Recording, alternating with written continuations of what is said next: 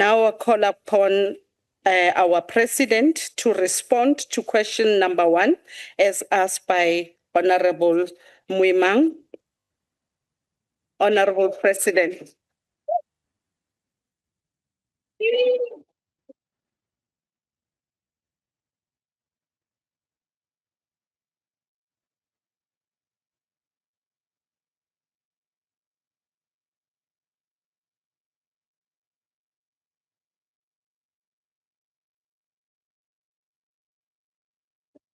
Hey, you've earned so many names today, Mr. President.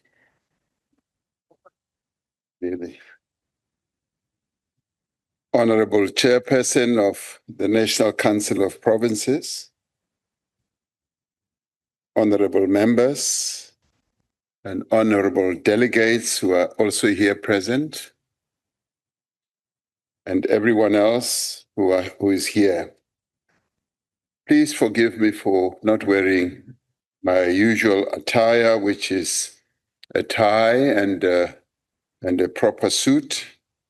I think it is all in order to be celebrating Bafana Bafana's victory last night, this morning.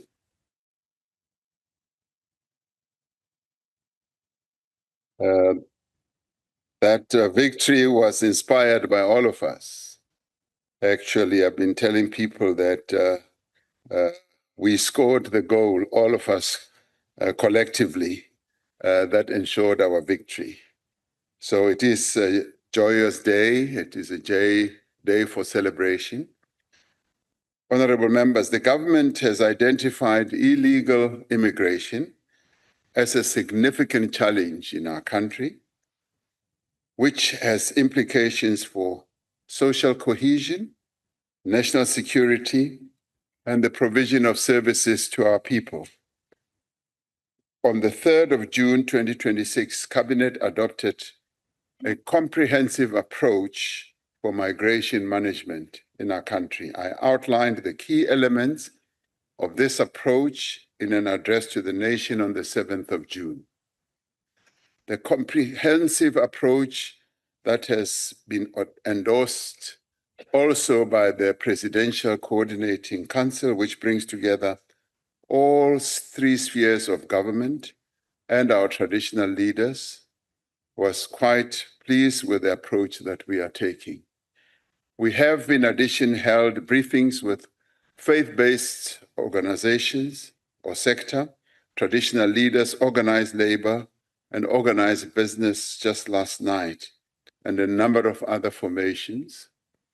The first part of our response is a crackdown on violations of immigration, crackdown on labor and other laws that are violated. Law enforcement agencies are intensifying the identification and deportation of undocumented foreign nationals. This work will be supported by dedicated immigration courts. This we do because it is the norm that when one visits a country, must have documents that proves one's identity and also shows exactly how long one would be staying in the country. Inspections of employers' premises are increasing. The Department of Employment and Labor is recruiting 10,000 inspectors, as I announced in the State of the Nation address, and will increase penalties for employers breaching the Immigration Act. The second part of our response is to strengthen border security. We are directing resources to border infrastructure, technology, as well as bringing in more personnel to guard our borders. Our 6 busiest ports of entry will be redeveloped, and refugees reception centers will also be relocated to border posts. The third part of our approach is strengthening the immigration system by stamping out corruption and deploying technology. We are establishing an intelligent population register with biometric data underpinned by a digital ID, and phasing out the green ID books that enable identity theft, as I announced in the address to the nation. The electronic travel authorization system is being extended to all airports and major land ports as well. The fourth part of our response is to close the gaps in our laws and regulations. Cabinet approved a revised white paper on citizenship, immigration, and refugee protection to guide a unified legal framework that should guide our work in managing migration. The National Labour Migration Policy and the Employment Services Amendment Bill will introduce quotas for the employment of foreign nationals in particular. Now, to deal with the administrative backlog of asylum appeals, the Refugee Appeal Authority has recruited a number of advocates as additional adjudicators and continues to receive capacity support from the UN High Commission for Refugees to determine and finalize outstanding appeals. The final part of our approach is to work with countries across the region as well as our continent. South Africa cannot address migration alone. Through SADC, the African Union, and bilateral relations that we have with many countries, we will work together to tackle political instability, conflict, and economic hardships that drive people to leave their homes and to come here. We've made it clear that every person within our borders must be here lawfully. We have also said that responsibility for enforcing our laws rests with the state and the state alone, and that no individual may stop any person to demand documentation or proof of identity or nationality. There is no place for racism in our country, no place for sexism, for xenophobia, for Afrophobia, or any other form of intolerance. As government, we have put in place security and other measures to deal with any attempts to destabilize our country, whether by citizens or foreign nationals, and we will not tolerate any attempts to destabilize the country by anyone, whether marching or otherwise. Our security forces are ready, and those who transgress the measures that we're putting in place will definitely meet the might of the law. Thank you, Honorable Chairperson. Thank you very much, Honorable President. I will now afford Honorable Mwimang an opportunity to ask a supplementary question to the President. Thank you, Chairperson of the National Council of Province. Greetings to yourself and also to esteemed members of the South Lebahi ba naga rena ka kakaretso. Segolobogolo President ya rena ya naga, Cyril Ramaphosa. Tla ke leboge karabo eo re fileng yone mabapi le boeteledipele jo Presidente a bo bontshang mo go ensuring gore problem ena e re nang le yone is addressed, particularly a referral to the State of the Nation address that you made on the 7th of June, 2026, but more so the referral to the employment of 10,000 permanent workers as reflected in the State of the Nation address, President. President, it will be important just to give an update in terms of the employment of those 10,000 permanent labor inspectors, more so given the fact that their responsibility is mainly to ensure that the strict workplace laws compliance. President, this is important given the fact that last week in Northern Cape, in Douglas, in the Pixley Kasemi District Municipality in Siaguma, 20 workers were in a makeshift boat that capsized. And out of that 20, 14 were able to swim to safety. but five of them, unfortunately, they passed on, which clearly illustrated the importance of making sure that there is compliance, particularly the work of the labor inspectors. What is quite giving comfort, President, is that in the five of those that passed away, there were people from Malawi, and to show the compliance to a larger degree of migration laws, they were documented foreigners. So it is important just to give an update in terms of progress that we have made in relation to those 10,000 permanent labor inspectors. Thank you, Chair. Thank you very much, Honorable Chief Whip. Over to you, Honorable President. Ke a leboga Tate Moimang, ke leboga potso ya gago le go batla go utlwisisa sentle gore bao ba re kileng ka re ba tla hirwa ba 10,000 ba dikete tse 10 setse re fitlhile kae ka go ba hira na. Re simolotse re ntse re baakanya le madi a gore ba kene tirong ba etse mosebetsi ona o botlhokwa thata ka gobane go tshwanetse gore mathata a re kopaneng le ona a immigration re kgone go a sebetsa sentle. We have determined that indeed we will be bringing in all those 10,000. We are doing it in phases. We're doing it in phases largely because of the budgetary concerns and restrictions that we have.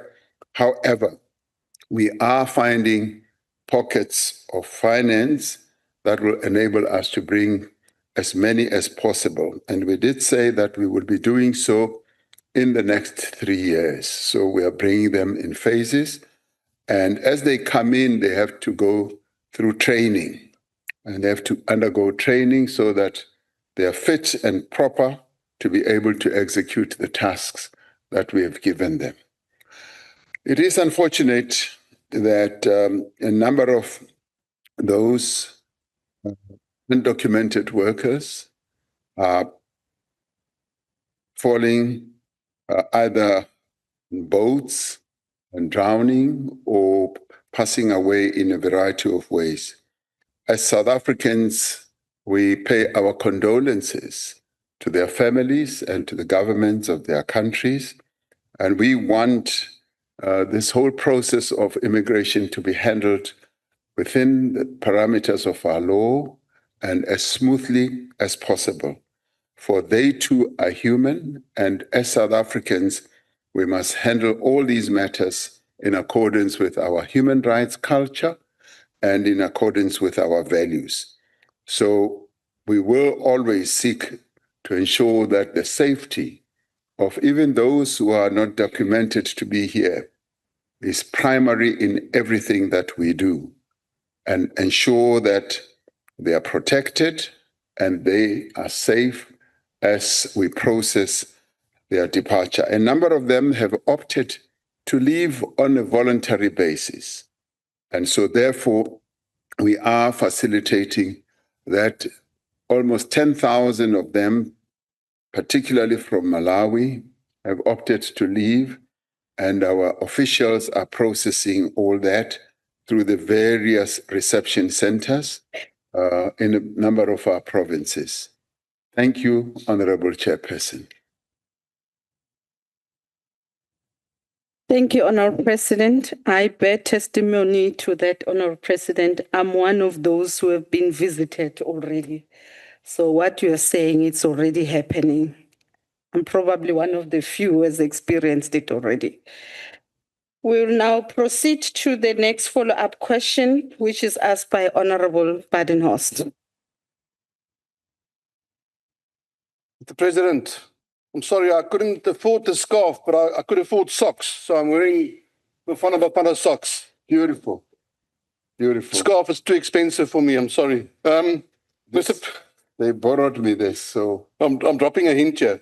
Mr. President, while concerns around illegal immigration are legitimate, the Minister of Home Affairs, Dr. Leon Schreiber, has been implementing reforms, including the digital transformation of Home Affairs, the strengthening of visa and asylum administration, and tighter enforcement measures against illegal immigration. and these represent the most credible long-term responses to the challenge of illegal immigration for decades. Given that the government itself has repeatedly warned against vigilantism and unlawful action, what specific contingency plans have been put in place by Justice, Crime Prevention and Security Cluster to prevent violence, loss of life, attacks on foreign nationals, and a potential breakdown of law and order on 30th of June? And more specifically, Mr. President, who will ultimately be held accountable should government fail to prevent a bloodbath or widespread chaos? Thank you. Honorable President.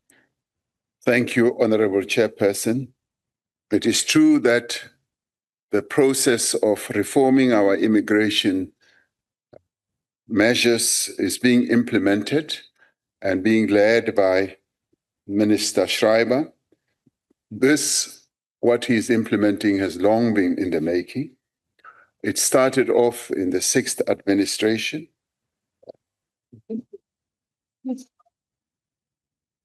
And we are grateful, therefore, we are grateful that the work is continuing. And I should say that this is a collective work. It's not the work of one person. A number of people and officials are involved. The Director General of Home Affairs, Mr. Makode, is leading the whole administrative process. The policies and decisions having been taken by Cabinet some time ago, and we're very pleased with the work that is being done. And Dr. Schreiber is indeed following in the footsteps of what had already been set in place.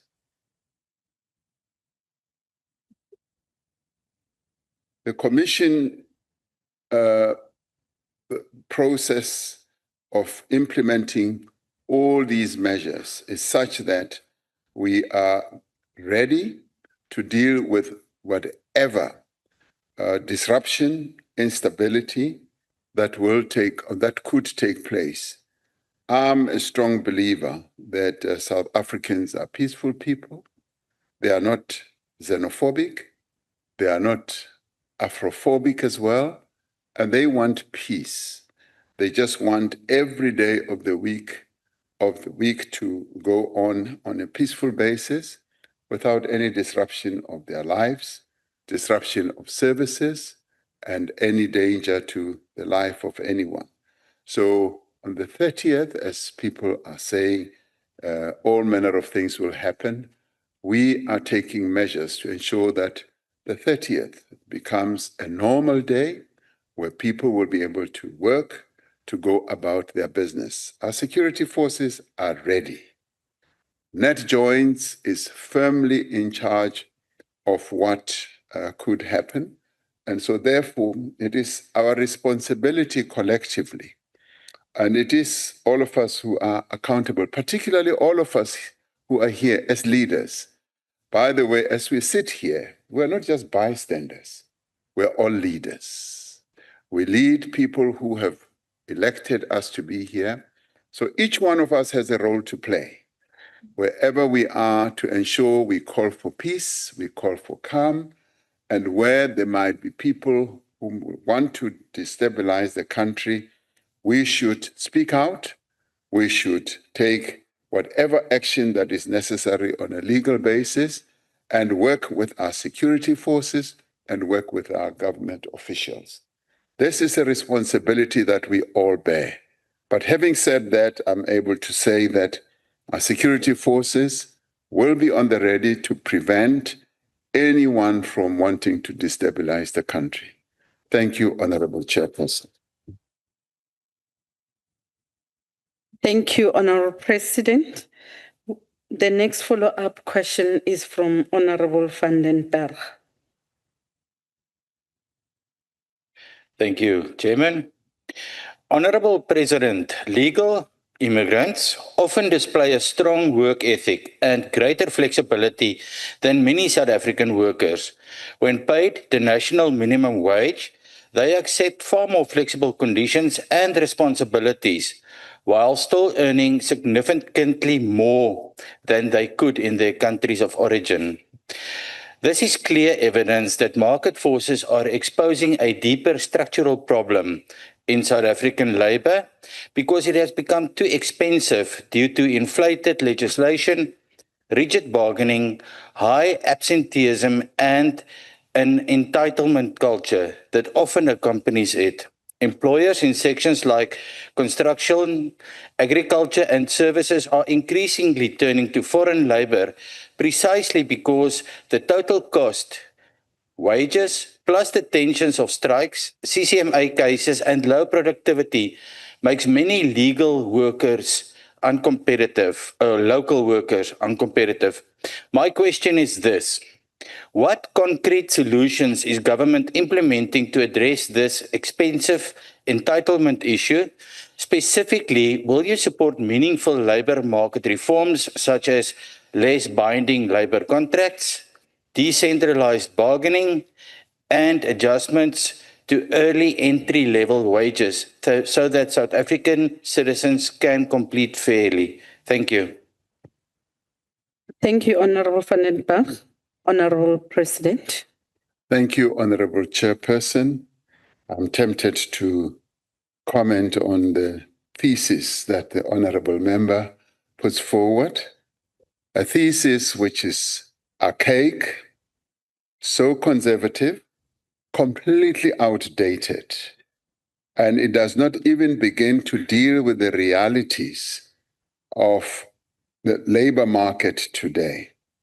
If you were just to think about the employers who prefer to employ workers from other countries who are not documented, and if you just peel a little bit, you will see that those workers are actually being exploited.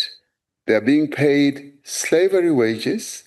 They're also being made to work in the most unacceptable conditions. The conditions that working people in our country would not accept. And we have a responsibility as a nation, as a government, to make sure that people who work in our country, who produce the wealth that we all want to share, work in a decent place, they earn decent salaries. So those who are currently being employed by many employers, our Labor Department, Employment and Labor Department finds that they're being paid wages well below our minimum wage as well. And they're being made to work in the most appalling working conditions. But having said that, the labor market in our country is regulated by the laws that have been adopted by this parliament, by the National Assembly and by the NCOP. And if there's ever any need for any reform, it is this parliament that should deliberate on all those matters and bring forward those reforms. I often hear from people who speak out loudly about labor market reforms. They never specifically tell us, other than the issue of collective bargaining, what the real reforms that they want to see happening. The trade union movement in our country is working in terms of the rights that have been enshrined in our Constitution and in the laws of our country. And we should accept that. And the issue of productivity is a function of how our companies function. Should never be blamed on the workers of our country. The workers of our country have produced the wealth of this country. They work very hard, and they should really be applauded and respected for continuing to power the economy of this country. And if there's any weakness, it is the way that our companies are structured, the way our companies are run. They are the ones who are supposed to drive productivity so that we produce more and we produce much more efficiently. Other countries do that. 2 days ago, I read a report of how the earnings of South Africans have come down. In fact, they said they are at a 2-year low as a result of the increasing cost of living. So it can never be said that labor in our country is expensive. What should be done is the employment or the employers of our country should be as efficient as employers in other countries are and drive the economy of our country. And we should desist from blaming workers in our country for the lack of increased productivity. And we should also make sure that when we talk about labor reforms or market reforms or labor market reforms, we should be specific. We should not just do broad sweep. Be specific. The issue of collective bargaining is regulated by the laws of our country. And these are hard-won victories that our workers have won. And we should respect that. And we should work around that to see that indeed we increase productivity. Thank you, Honorable Chairperson. Thank you, Honorable President. We are taking the last question, a follow-up question on this question from Honorable Noe. Transvaal is fair. Yes. Thank you very much, Honorable President. Firstly, I just want to inform the President that he shouldn't be surprised that there is peace in the House today because there are no red overalls.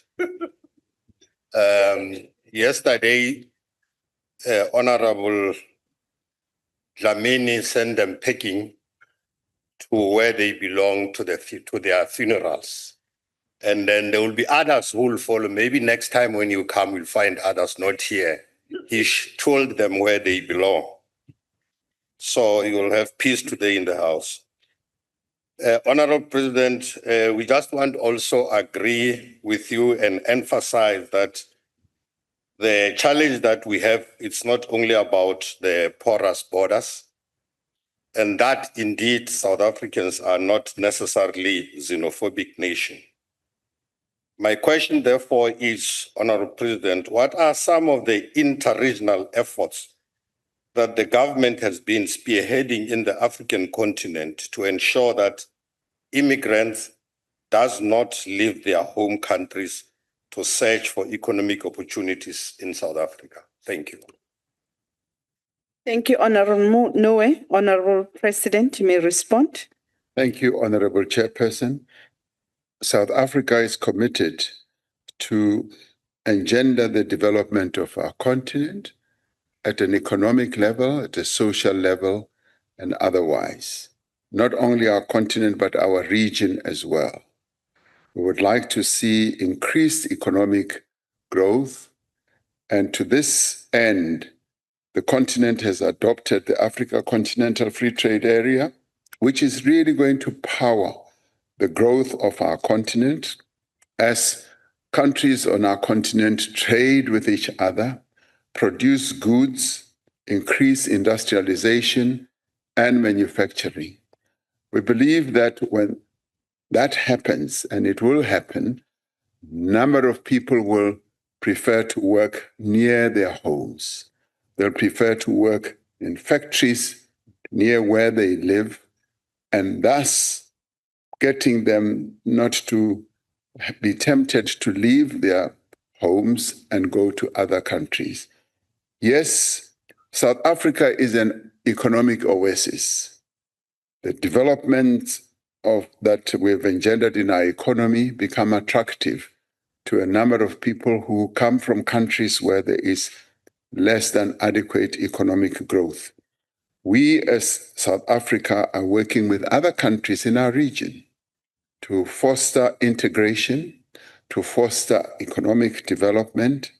And just tonight and tomorrow, we are going to be meeting at SACU, which is the Southern African Customs Union, the oldest trading bloc in the world, where we are, amongst other things, going to discuss how we should increase economic development in our countries in the region.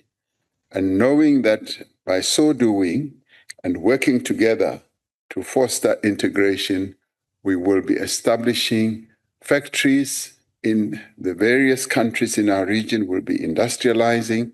And as we industrialize, people in the various countries will stay there and work there. And this is something that we are all committed to doing. And we look at it more seriously. And tonight and tomorrow, that's precisely what we will be talking about. So we do believe that solutions are in place. And South Africa, being the largest economy in our region and indeed on the continent, has a responsibility to play a critical role to foster the economic growth of the continent as we foster our own economic growth, to make sure that we all adopt policies and reform our economic policies to ensure that we all grow together.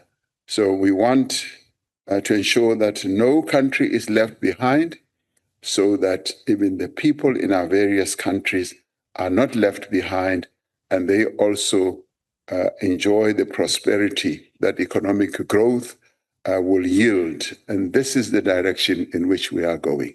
Thank you, Honorable Chairperson. Thank you very much, Honorable President. We shall now proceed to the second question, which is asked by Honorable Ryder, as to what steps have they been taken by a government to identify and remove the criminal infiltration and corruption within the law enforcement. That question, it stems from the Madlanga Commission finding. Over to you, Honorable President. Thank you, Honorable Chairperson. The Commission of Inquiry into Criminality, Political Interference and Corruption in the Criminal Justice System, which, as you correctly say, is chaired by Justice Madlanga, is expected to submit its final report at the end of August 2026.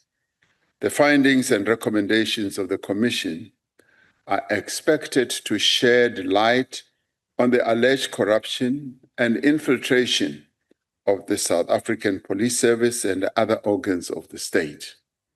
Most importantly, we expect that the Commission findings and recommendations will bolster our efforts to strengthen our law enforcement capabilities.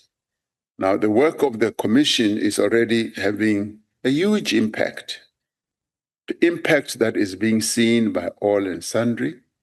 Following the submission of the Commission's first interim report in December last year, the South African Police Service, working together with the National Prosecuting Authority, set up a special task team to investigate referrals arising from the Commission. Now, all this emanates from the terms of reference that I gave to the Commission of Inquiry.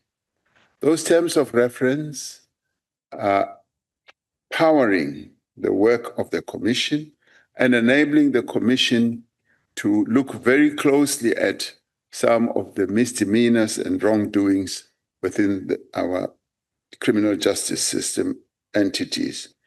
Now, the task team that has been set up has begun its work in earnest and has already brought a number of cases to court. Matters that require disciplinary action are currently being attended to by the relevant departments. Earlier this month, Cabinet itself adopted the National Organized Crime Combating Strategy.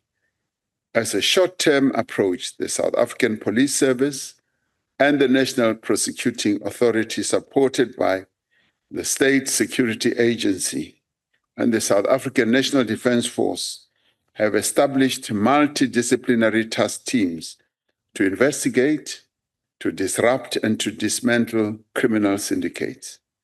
The task team is primarily focused on violent organized crime, economic and infrastructure crimes, drug trafficking, illicit mining, proliferation of illegal weapons, and corruption-linked crimes as well. Now, the SSA has been assigned to conduct vetting and lifestyle audits of members of the South African Police Service, especially senior managers within the Directorate of Priority Crime Investigations, the Criminal Intelligence Forensic Services, and the Supply Chain Management.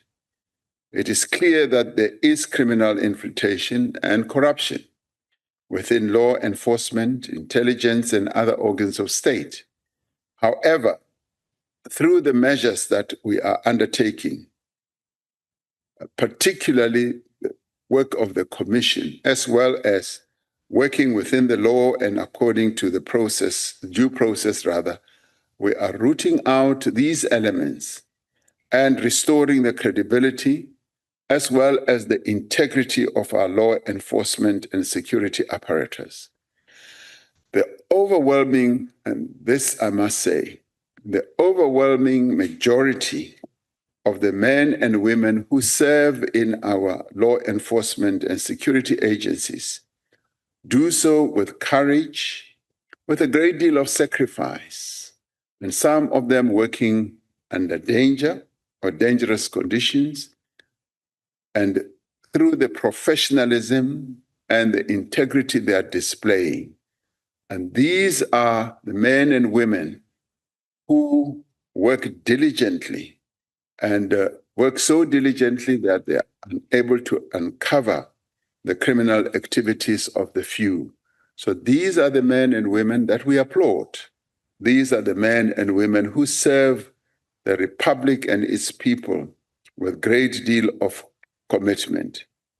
Our responsibility is to ensure that those who betray the trust that our people should have in our criminal justice system should be identified, they should be removed, they should be held accountable so that these institutions can continue to serve the people of South Africa with honor.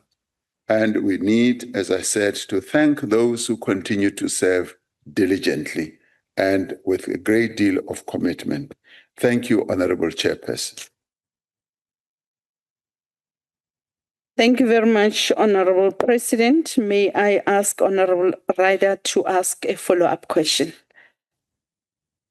Thank you very much, Madam Chair, and through you, good afternoon, Mr. President. Good afternoon. Mr. President, South Africans want three simple things from government. Yeah. They want to catch criminals, they want the criminals convicted, and they want the institutions cleaned up, the institutions that protected these individuals.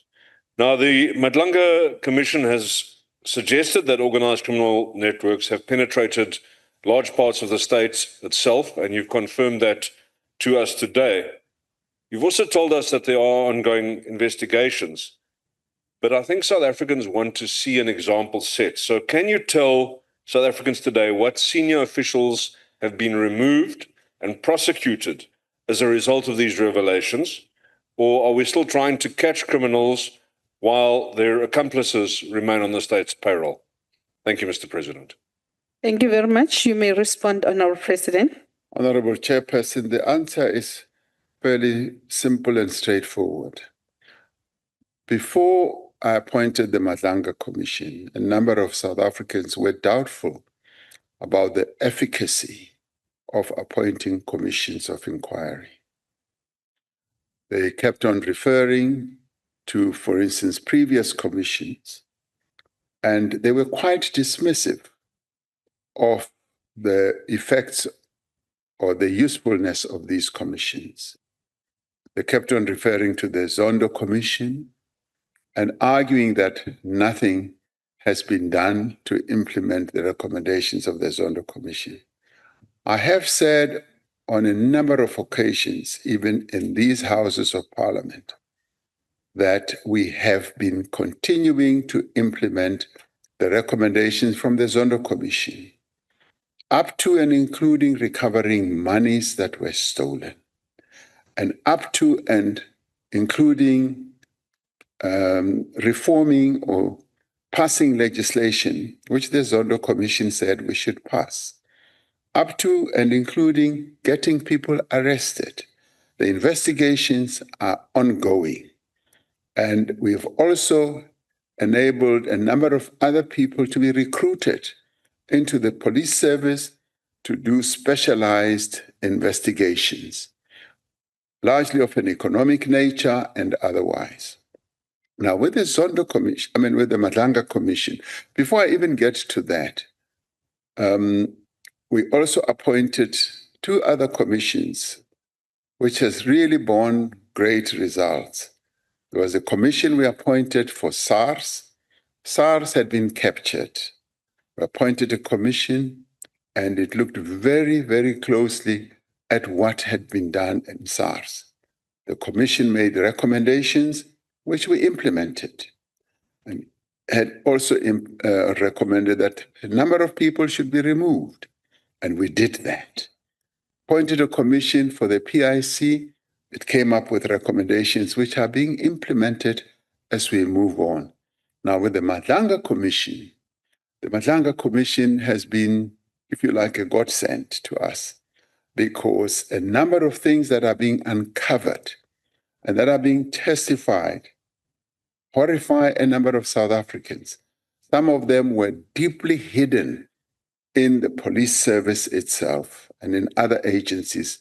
They are being ferreted out and they are now being revealed. But at the same time, we crafted terms of reference that ensure that immediate action is taken. So people are being arrested, people are being prosecuted, people are being put in jail, and people are also being disciplined in the places where they work. So a wholesome process of reforming the police service is now underway. When the final report comes out, we will all be in a much better position of what has happened, what needs to happen, and how we should reform an important institution like the police going forward. So I want to say, largely because South Africans always want transparency, we made it all transparent, and we are working at all this, and I would say walking together. And we will make sure that every aspect of our police service is properly looked into and reformed, and where action is warranted, we will take action as we are taking action. And all that is being done without favor, without prejudice, and without siding with anyone. We're doing it as objectively as possible in terms of the laws of our country. So much as it is difficult to give praise where good work is being done, but this time around, there needs to be a shout out. There needs to be. And I'm glad to see that you yourself are applauding. Thank you very much. Thank you very much, Honourable President. Just before I proceed to the next follow-up question, I would like to acknowledge the presence of Leah Knott, who's the MP in the NA, as well as Danica Wilkin. We also have the former player of Moroka Swallows, as well as Mamelodi Sundowns, Councillor Pringle, and his son, Rose Pringle. Can we give them a round of applause? If they may stand up so that they are acknowledged by the House. Can I request that you stand so that you are accepted, you are acknowledged? Thank you very much. We are now proceeding to the next follow-up question from Honorable Sithole. Thank you very much, Chairperson. Honorable President Nhlikani. I want to use this opportunity to say that the continued impasse and squabbling between the members of the South African Police Services and the NPA Investigation Directorate against Corruption are very serious cause for concern and a potential security threat that must be dealt with decisively and immediately. Now, my question is, what actionable steps are you taking to ensure synergy within the security cluster and to ensure decisive action against senior officials in the security cluster, who continues to undermine public trust in the cluster as well as against those implicated in shielding syndicates, destroying intelligent data, and manipulating evidence to aid criminals. What specific timelines have been set to conclude the mandatory integrity test, lifestyle audit, and vetting of the SARS management team? Thank you very much. Thank you very much, Honorable Stolle. Honorable President. Thank you, Honorable Chairperson. As an ardent Moroka Swados fan, I would also like to give applause to the Moroka Swallows. I know that whenever I say I'm a Moroka Swallows fan, I'm laughed at because they say it's almost non-existent, but I will die a Moroka Swallows fan.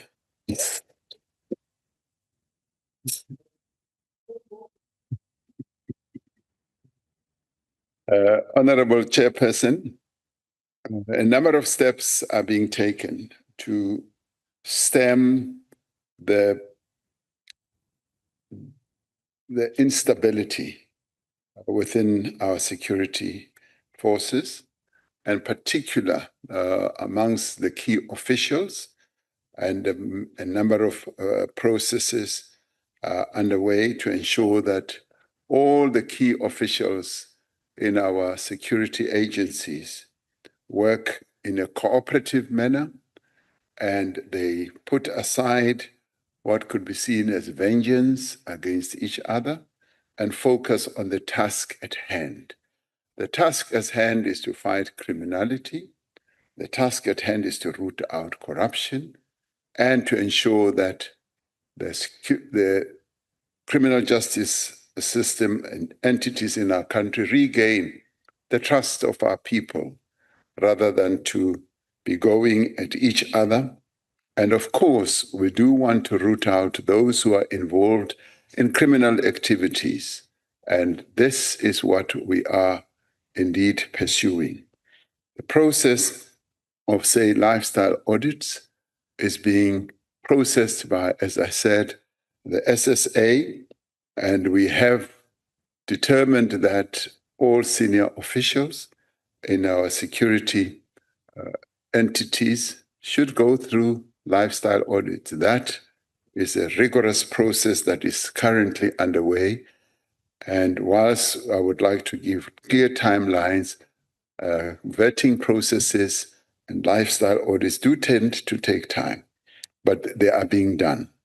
And as they get concluded, those that are found to be involved in various nefarious activities will be dealt with. That is the assurance that we would like to give. Thank you, Honorable Chairpersons. Thank you, Honorable President. Honorable Farmer. Thank you, Honorable Chairperson. And good day, Honorable President. Good day. Maybe Bafana cannot help but do well because they have a very good minister.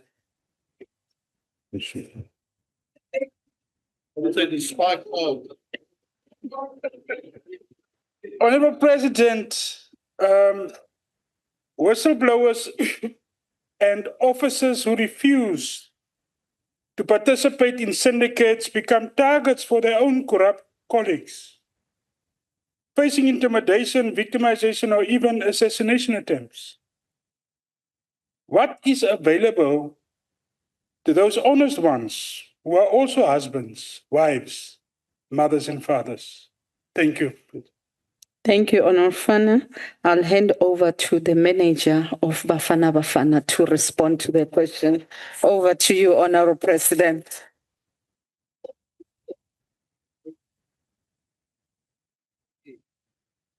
Yes, I'd like you to remember, Honorable Member, I am the one who sent the Bafana team off to go and play for the country. And of course, as I said, I will definitely be at the final when they play to win the cup to bring it back. So that is what I can say. Some people say I'm delusional, but it's good to dream, and it's good to hope that our boys will do well and they'll do our country proud. The issue of whistleblowers is a daunting one. Whistleblowers are those South Africans who are brave, who are honest, who are able to reveal the wrong things that are being done, even by their colleagues. And we should really applaud them and thank them for revealing the wrong things or the criminal things that are being done. But we should also go just beyond applauding them. We should protect them. We should come up with various measures which we are working on to protect them, to ensure that they do not risk their lives as they do so. And those measures are in place, and they range from ensuring that they are safe, that their families are also safe and protected. So we will continue to do precisely that. And we also say and call on South Africans who see wrongdoing to come forward and know that the state will stand with them as we investigate acts of wrongdoing that may be happening in a variety of places in the state institutions. Thank you, Honorable Chairperson. Thank you, Honorable President. We are taking the last follow-up question from Honorable Pinar. Thank you, Chairperson. Goeiemiddag, achtbare President. Goedemiddag. Mr. President, speaking of criminals, 5 senior ANC members have been named in the Madlanga Commission. One of them being your Secretary General, Fikile Mbalula. Why has the ANC not expelled them? And when can we expect them to be arrested? Thank you, Chair. Honorable Pinar, the follow-up questions that you are making here to the President has no bearing to the initial question that has been asked. Now, however, I will afford the Honorable President an opportunity, if he is willing to respond to your question, even if he doesn't respond to it, Honorable President, you are more than welcome to do that. The Honorable Pinar, he listened to you, the President, when you made your point. Therefore, afford him an opportunity. Thank you, Honorable Chairperson. What I can say is that we should allow the Madlanga Commission to continue doing its work. And that is quite something that should be prominent in our minds. And that where there is evidence of wrongdoing, the task force or the task teams that we have established are empowered to take action. And they are taking action as the Madlanga Commission continues with its work. Thank you, Honorable Chairperson. Thank you, Honorable President. We are now proceeding to question number 3, which is asked by Honorable Modise in relation to the National Illicit Economy Disruption Program. Over to you, Honorable President. Honorable Chairperson, the National Illicit Economy Disruption Program that we announced in the State of the Nation address is operational as a coordinated multi-agency enforcement operation. The program does not function as a stand-alone or a new structure, but consolidates and intensifies existing enforcement mechanisms that we have established. Some of these interventions are being implemented by the South African Revenue Service through the existing SARS compliance program and SARS illicit economy strategy. The SAPS National Counterfeit, Contraband, and Illicit Goods Unit and its provincial counterparts also conduct enforcement operations, resulting in the seizure of counterfeit and illicit goods and arrests and prosecutions. The Department of Trade, Industry and Competition, DTIC, also contributes to this work through testing services and the enforcement of compulsory certification of goods. The department is working on enabling track and trace legislation to proactively deter illicit trade in key products.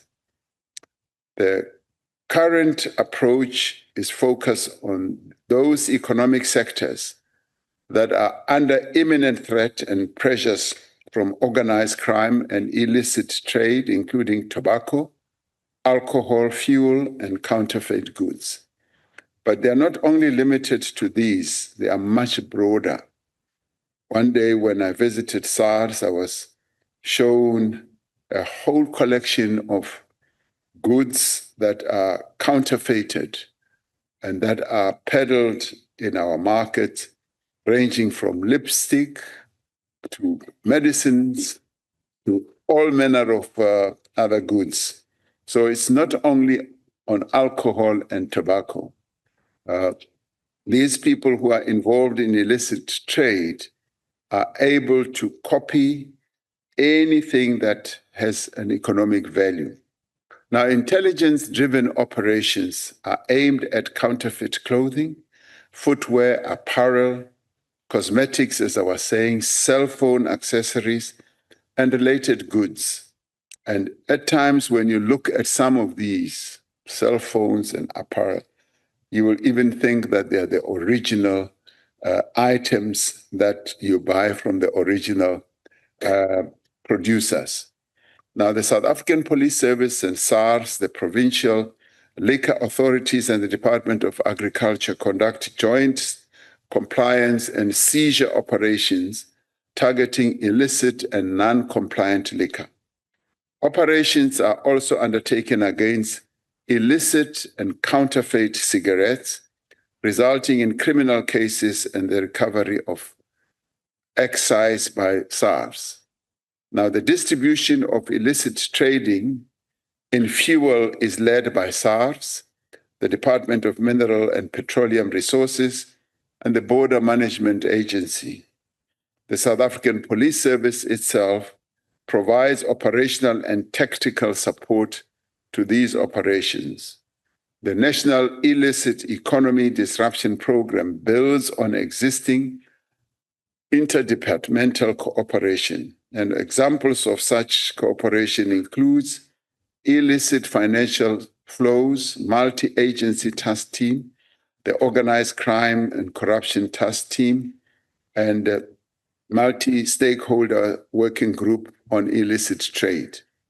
All these activities currently underway form part of the National Illicit Economy Disruption Program, so that government can be in a position to proceed in a coordinated and comprehensive manner to deal with all acts that are part of the illicit trading.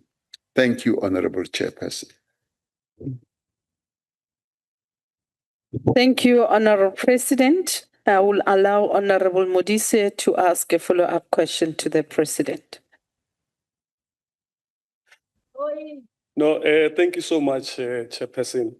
And probably firstly, I must take this opportunity to wish the Director General of Gauteng Government, Mr. Edward Musuwe, a happy birthday. And the Masiari President. President, thank you so much for the response. It's quite substantive if you take into consideration the question itself. I just want to check, President. Yesterday when the referee blew his final whistle, I was thinking about you. And I'm like, President, please share what I like.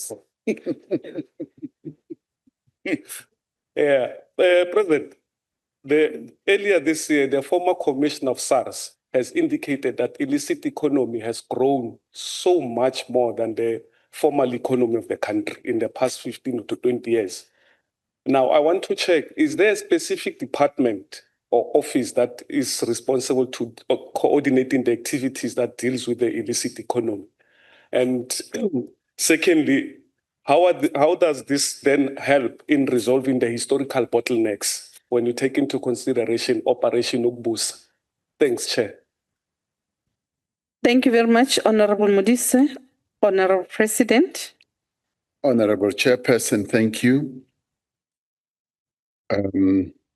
Yes, it was at 3 a.m. this morning when Bafana Bafana was playing, and a number of people in our country, including myself, deprived ourselves of sleep to see Bafana Bafana marching to victory and to give them the support, albeit from far away.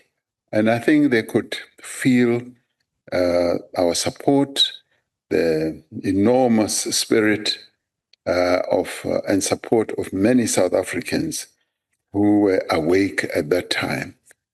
Even at that time, I spoke to a number of people, not so much to check whether they were awake, but just to exchange messages with them and say, do you see how they are playing? They were playing extremely well. I'm not saying this to be a football commentator, which I am not, but they played extremely well. The work that we are doing to deal with illicit trade is actually integrated. It's coordinated through this program that I spoke about, the National Illicit Economy Disruption Program. And it is a program in which SARS plays a key role, in which DTIC also play a key role, the Border Management Agency, who are really at the front face of dealing with people who are coming with all illicit goods, counterfeit goods, and the South African police are also on hand to deal with all this. And also Agriculture Department also is involved in working together with all other departments.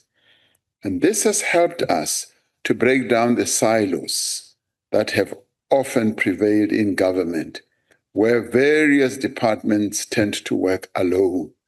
Now, through this program, we've enabled them to work together and to be able to cooperate at a very high level to ensure that illicit trading of goods, of counterfeit goods, is actually kept.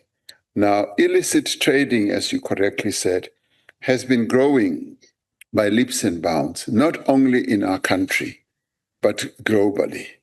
There are gangs and people who are committed to counterfeiting goods, who sell goods that are not made by the original manufacturers, and they deceive people. They hawk these goods not only from cigarettes and, as I said, even from harmful substances that get sold, and they are sort of presented as very good and helpful products, and yet they are actually substandard in many, many ways. So a combination of all these entities working together is able to bring about checks and balances and ensure that real identification of various loopholes is actually found and arrested. So I do believe that through this structure, we are really succeeding in dealing with the illicit economy. Of course, those people who get involved in the illicit economy are clever. They keep changing their rules and their processes and their ways of doing business. But we are on their tracks, and we will lessen and reduce illicit trade in our country. Thank you, Honorable Chairperson. Thank you, Honorable President. Honorable Boshoff, it's your turn.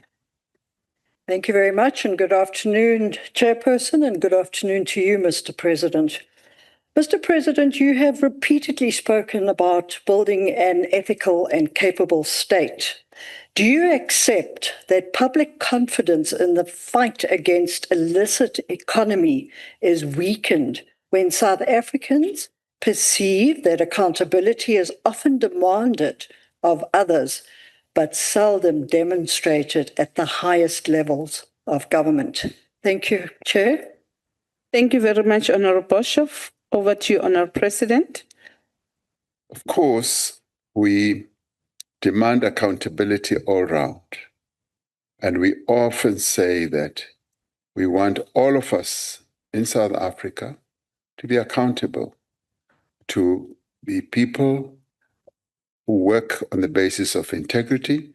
And this we have said, particularly in building a capable state, a state which has integrity, and a state which will serve the people of South Africa with due respect for our constitution and the values that we as South Africans have espoused. This is the position that we always put out there. Thank you, Honorable Chairperson. Thank you, Honorable President. We are now proceeding to Honorable Mulukume. Thank you, Chairperson. Erike Jeso wa kase ke dumedishe President wa rena le nna ke welcome and ke wishetse Bafana that they've won. President, unlike others who managed to wake up and watch the soccer, but immediately when I heard that we did well, I was the first one to jump out of my bed to celebrate. Thank you, Mr. President, for the depth reply and acknowledge the interagency collaboration to enforce compliance. My question is on the other aspect of these illicit activities that are taking place, President. That is there illicit financial flows? Has the government made any assessment on the implementation and impact of government policies and also the enforcement measures and international cooperation initiatives to combat the outflows of billions of rand through tax evasion and other corrupt activities? Thank you very much, Chair. Thank you very much, Honorable Mulukume. Honorable President. Yes, Honorable Chairperson. We do have agencies in government whose task and work is to monitor the flow of illicit money, and they are quite active.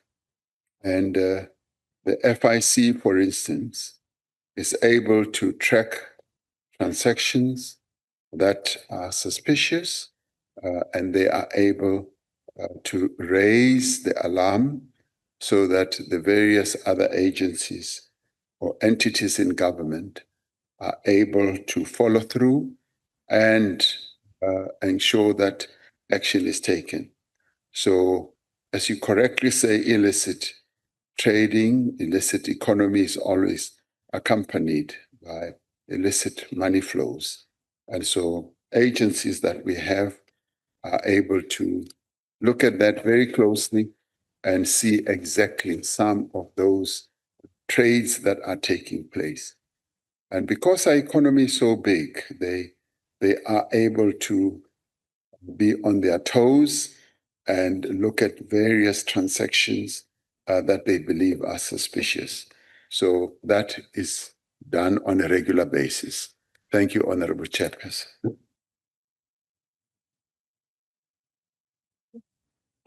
President, we're now proceeding to Honorable BRICS.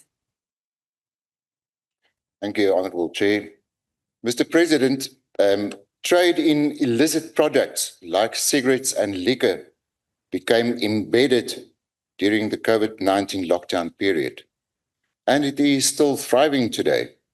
You can still openly buy illicit cigarettes at the spaza shop on the corner, and it is costing the economy billions in lost legitimate revenue.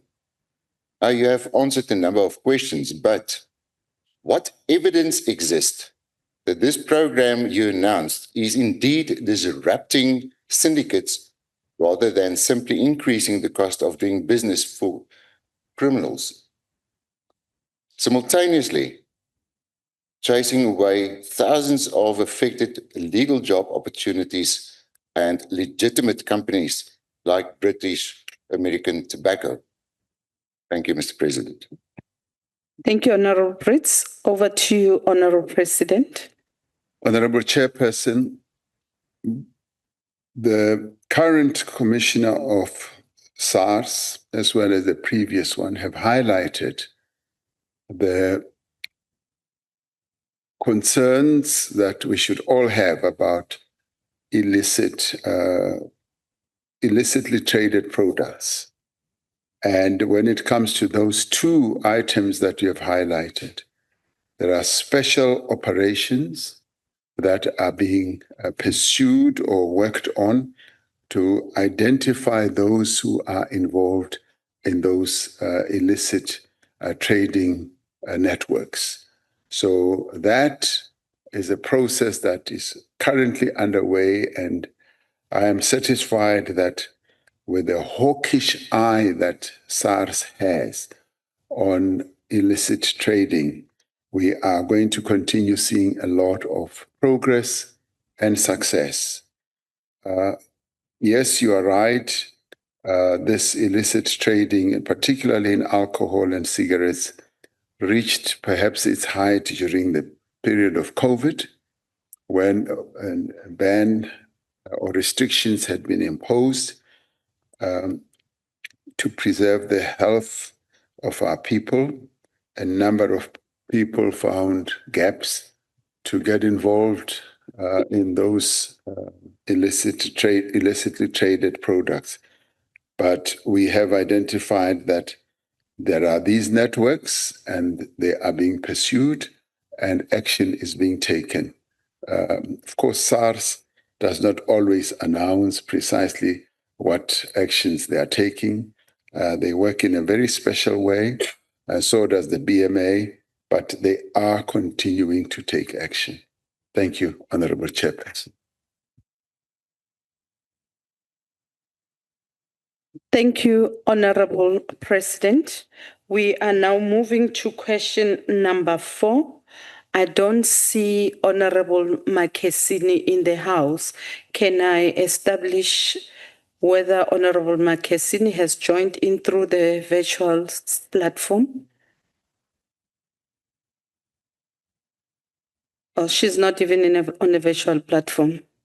Mr. President, in terms of Rule 228, Sub-Rule 6, if the question stands in the name of the member who's not present in the House, that question lapses, or the President may elect to respond to the question or table a response. Honorable President, the choice is yours. Thank you, Honorable Chairperson. I think in my case, it would be respectful and proper to answer the question of the member who is present in the House, either physically or online. I think that is the respect that I would like to give to the honorable members of this House. So you will excuse me, therefore, for doing that. Thank you, Honorable President. You may proceed. I said that you will excuse me because I will not be able to answer. Don't listen for meaning most of the time. Thank you very much, Honorable President. We are now proceeding to question number 5. I misread you, I must say, the previous one. Okay, the next question is from Honorable van den Berg. which talks about the South Africa's alignment with certain states. Over to you, Honorable President. Thank you, Honorable Chairperson. South Africa's foreign policy is guided by our Constitution, which commits the Republic to the promotion of human rights, peace, multilateralism, and a rules-based international order. In this context, South Africa engages with a wide range of countries across the globe based on sovereign equality, mutual respect, and non-interference in the internal affairs of other states. And I've often said that we don't see ourselves as a country having enemies.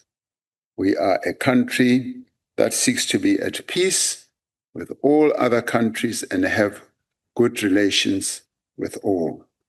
We maintain diplomatic relations with countries across different regions and political systems in pursuit of our national interests and also our commitment to constructive global engagement.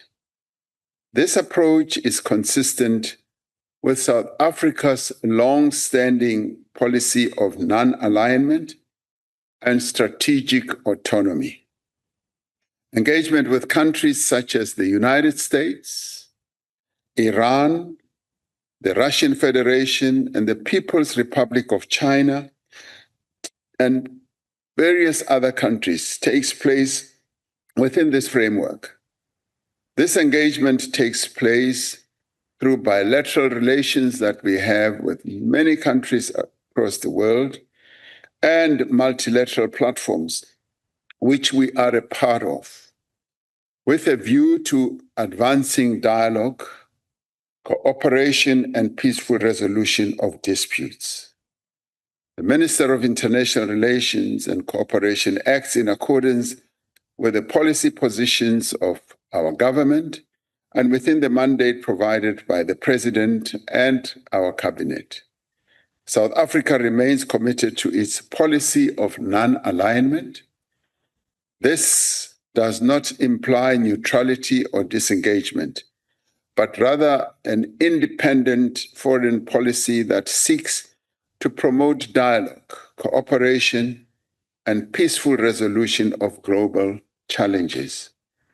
Government will continue to engage all international partners in a balanced and principled manner, consistent with the national interests and constitutional values.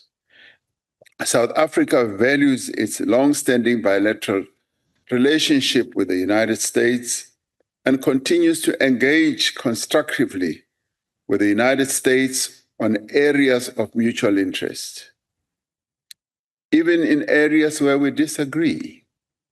Even in areas where we do agree, we continue to engage, because non-engagement does not serve any of us any good. Efforts to strengthen and normalize relations include ongoing diplomatic engagements, dialogue through bilateral mechanisms, and cooperation in areas such as trade, investment, health, education, and security, and also the promotion of people-to-people contact. Government remains committed to addressing matters of concern through respectful engagement and dialogue, with a view to maintaining a constructive and mutually beneficial partnership with the United States while preserving South Africa's independent foreign policy stance. I thank you. Thank you, Honorable President. Honorable van den Berg. Thank you, Chairman. Mr. President, if non-alignment is genuine, why then host military drills with these mentioned countries while relations with the US deteriorate, as we have seen with lost funding recently? What specific distancing steps and timeline can South Africans then expect? Over to you, Honorable President. Thank you, Honorable Chairperson. Honorable van der Berg, you may want to know that in implementing our international relations policy, when it comes to things like military exercises or naval exercises, we do from time to time have military or naval exercises with a number of countries, including the United States, including a number of so-called Western countries, and countries that are in the East, India, China, and many others. And military exercises like those are so useful in enabling us to have insight, not only in the capability, but in new technologies that various countries have. We share not only experiences, but we share experiences when it comes to manner of either warfare, manner of ensuring that we keep the peace on an international basis. And in the end, we see nothing wrong in engaging in military exercises with the United States, with China, and other countries. And as our former president, the founding president, said, it should never be that one's enemy should be depicted as an enemy of all. We don't operate on that basis because we often find that even those that you may regard as your enemies, in the end, we often find that you do deal with them. And so therefore, to avoid being hypocritical, we are able to maintain relations across a number of areas of the world. And in doing so, we keep our own sovereignty, our own integrity, because those two must never be sacrificed. Those two must never be compromised. And we have never, in dealing with a variety of nations, sold out our soul as a nation, or our integrity, or our sovereignty. And even in dealing with them, we always ensure that they know what our stance is, that we are a self-respecting country, a country that is proud of our history, proud of the values that we stand for, and we're able to deal with them on the basis of respect and on the basis that they too will respect our standing and our sovereignty. That is how we deal with other countries. And we are not shy to state our position. And our position is often well known. And in many ways, we are respected around the world for the positions that we hold. I'll give you a good example. You know, during the Ukraine-Russia, as the war as it has been going on, we have become one of the very few countries that is able to talk to both sides, whereas others only prefer to talk to one. And those who don't want to talk to the others often come to us and say, could you please pass on this and that message to the other side? And so you know, in that conflict, we are one of those very few countries that has been able to do a number of things to give assistance to the resolution of the conflict. And we don't stand on rooftops and shout and scream about the role we play. And both sides respect us for the role we play. And even as they engage with each other on a variety of platforms, we often find that they call us, they send messages to us and tell us that this is where we are going, this is what we are doing.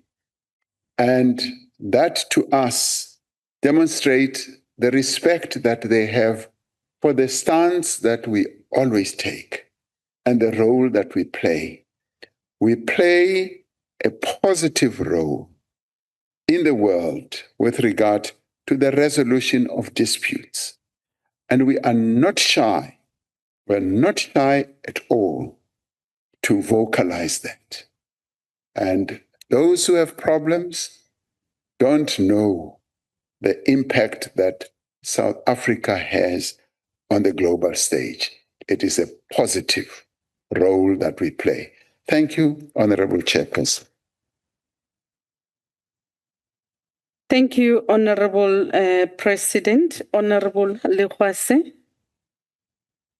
Thank you, Honorable Chairperson, and good day to you, President. Honorable Chairperson, it is clear and worrisome that there are members of this Parliament who do not understand the South Africa's foreign policy of non-alignment, but this is a topic for another day. Mr. President, kindly give us progress that South Africa is making in using economic diplomacy to protect South African industries without abandoning its non-aligned position, particularly on critical domestic sectors like steel, that we have witnessed unilaterally trade disputes and tariff policies imposed by countries such as the United States and the European Union? And how does South Africa ensure its non-alignment position is interpreted as strategic importance rather than bias? Thank you very much, Mr. President. Thank you, Honorable Lekwase. Over to you, Honorable President. Thank you, Honorable Chairperson. We are able to exercise our economic diplomacy, which is grounded on our broad international policy position. And as I was saying earlier, it is a policy position that is based on our non-alignment, which enables us to deal with a variety of players in the world. And many have come to accept that the non-aligned position that we have opted for stands us in good stead because we are not tied to any bloc in the world. We are tied to multilateralism, which we respect deeply. We play a role in various multilateral organizations on a voluntary basis. We are not compelled to be in the UN, which is the family of all nations, I must say. We are not compelled to be in the Commonwealth, in BRICS, or in the non-aligned movement.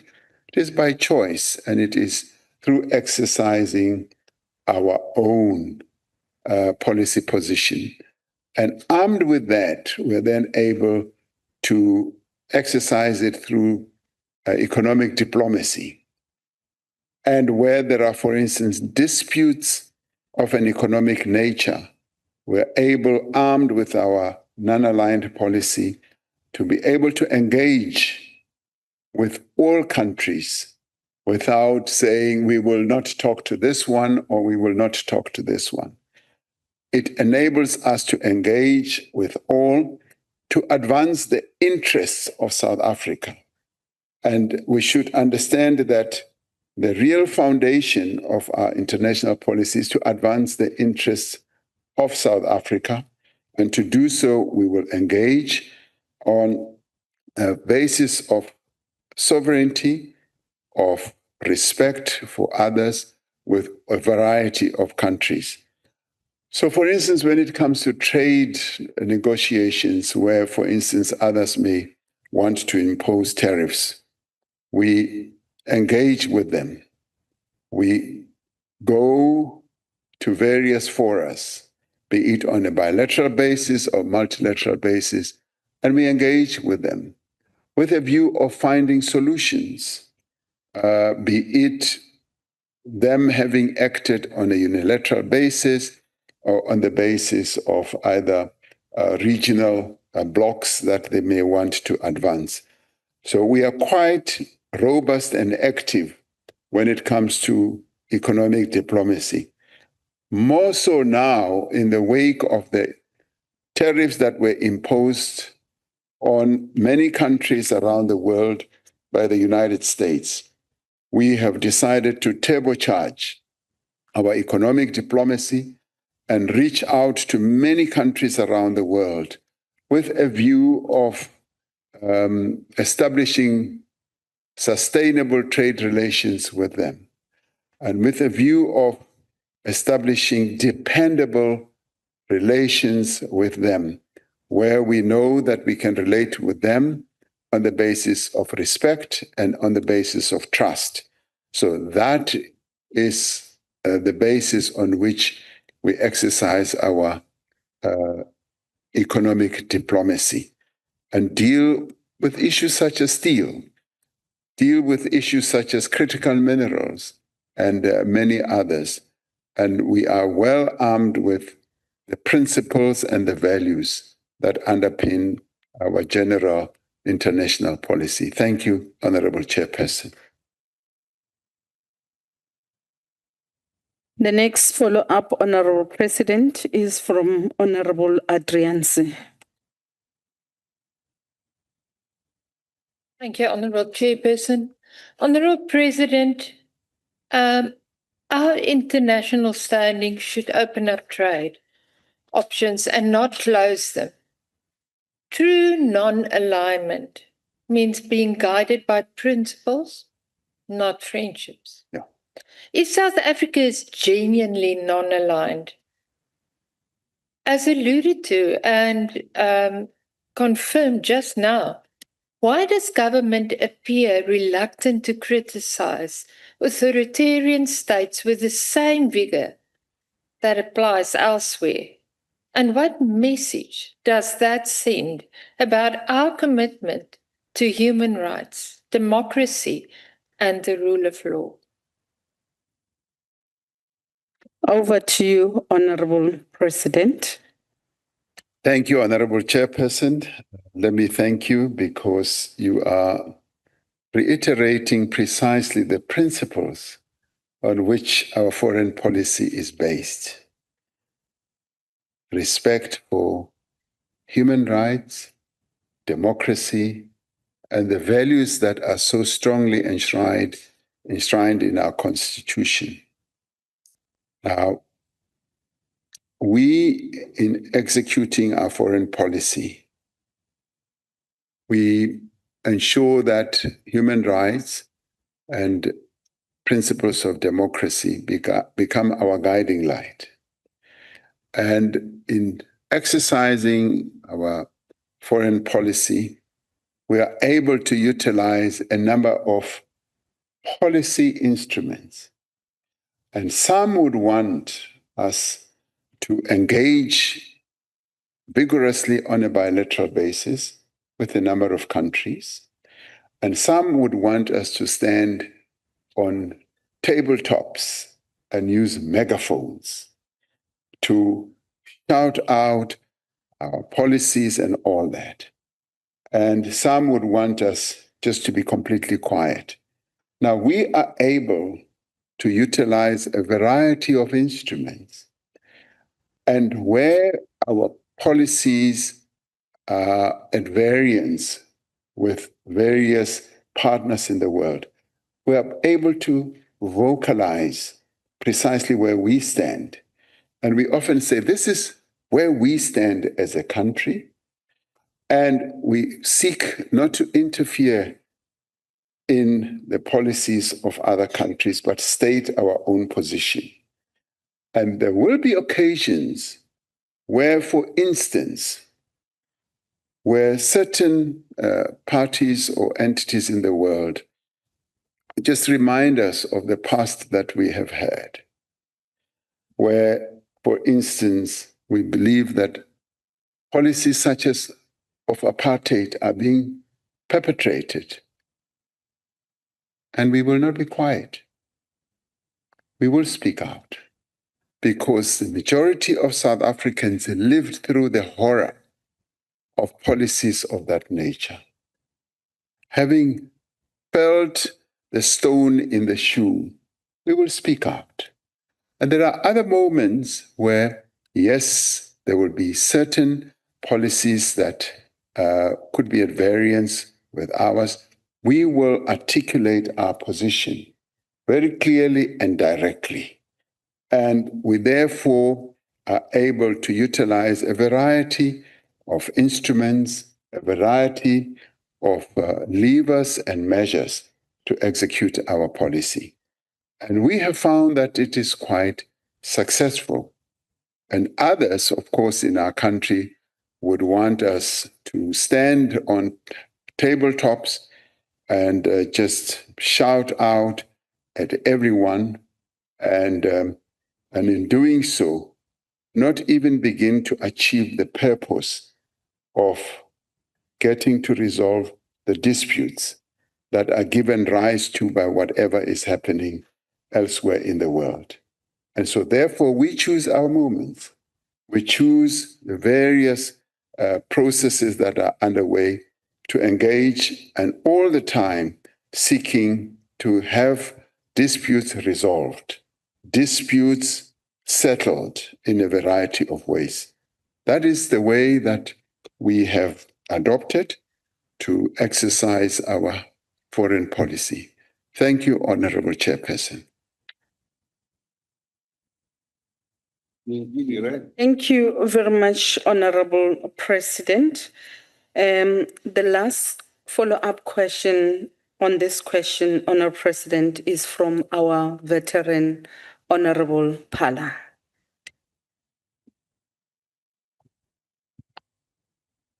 Thank you, Chair, and good afternoon once again, President. We are indeed, President, over the moon about the success of our national football club, and we really appreciate your leadership in this regard.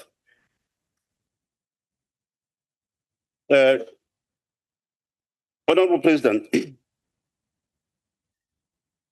thank you for adequately responding to the distortions about our beloved country's foreign policy and objectives.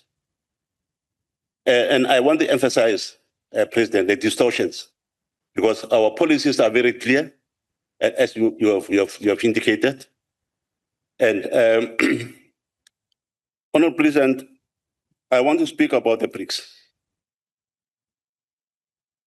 A very important interstate body comprising economies of developing nations, the body which possesses a superior economic scale and demographic weight currently.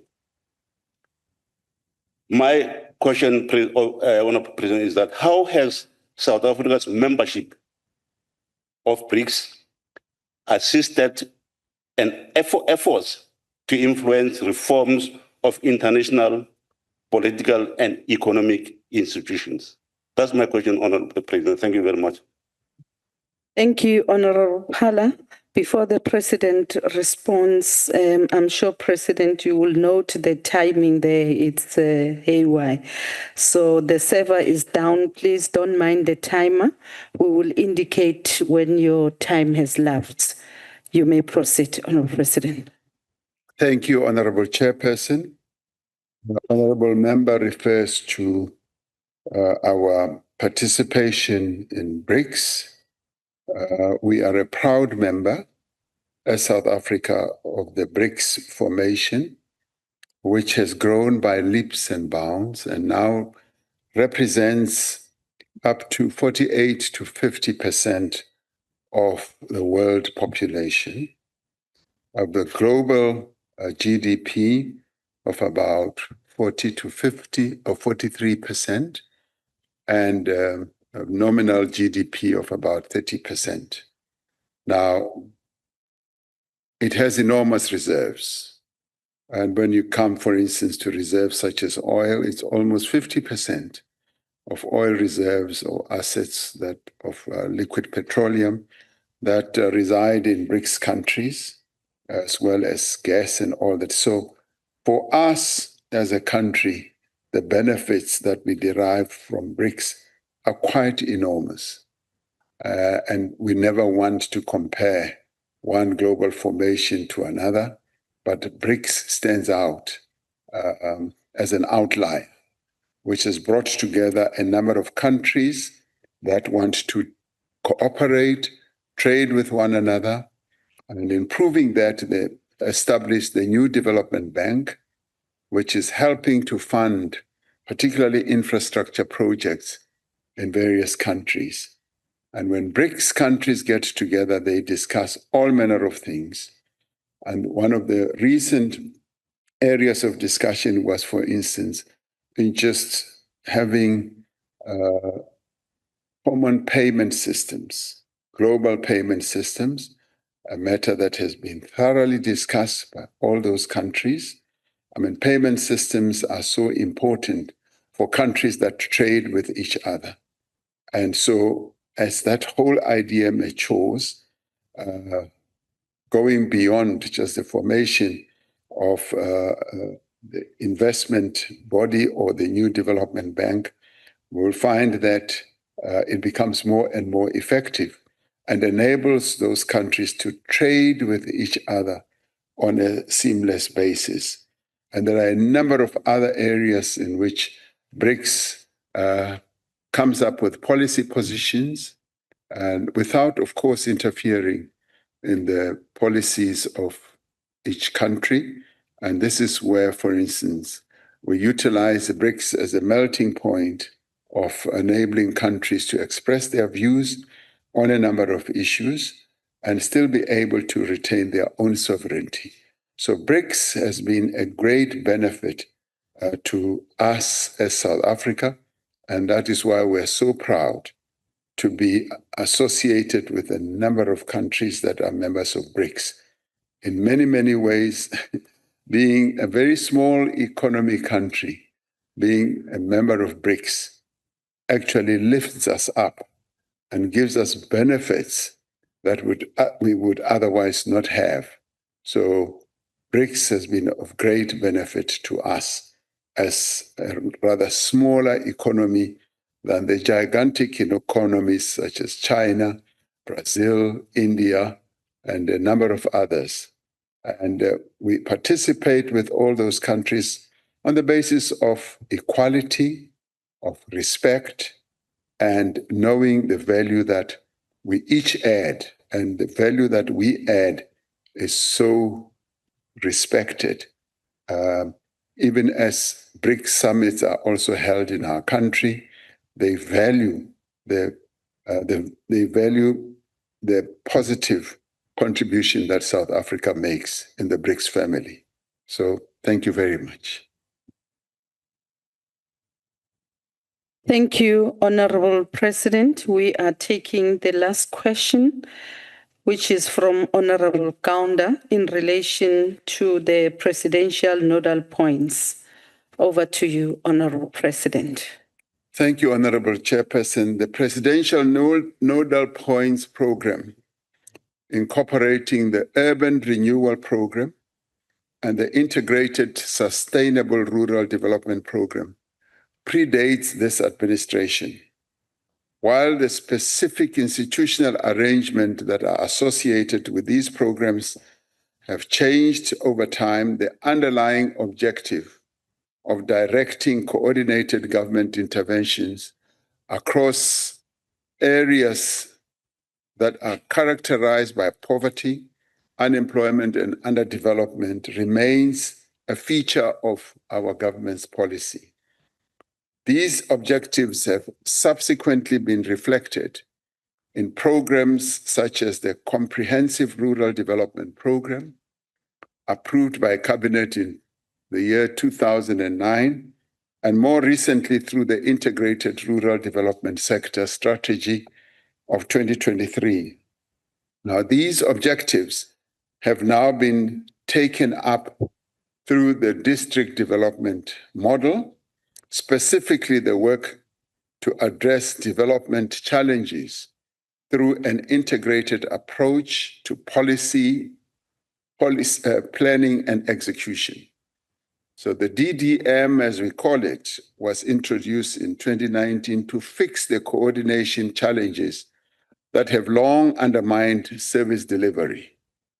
The DDM is meant to overcome the problem of government spheres and departments that have tended to operate in silos, which has led to a lack of coherence in planning and implementation, resulting in poor service delivery and low levels of investment in social infrastructure.